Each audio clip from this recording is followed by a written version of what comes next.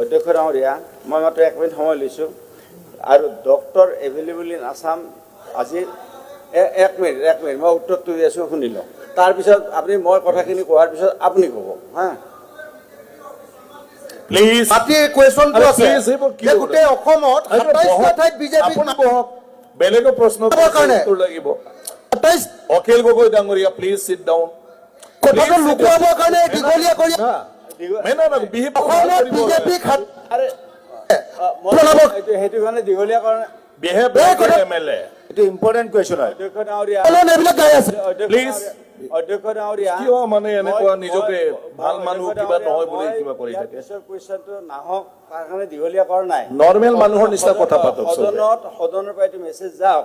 যে kidney transplant আজিৰ দিনটোত গুৱাহাটী মেডিকেল কলেজত হয় তেখেতে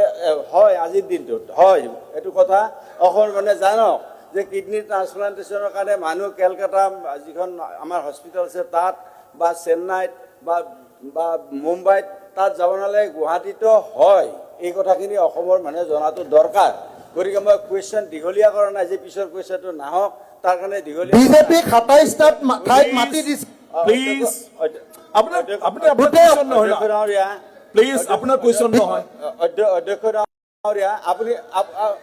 অধ্যক্ষ Akhil Gogoi suspended for this question hour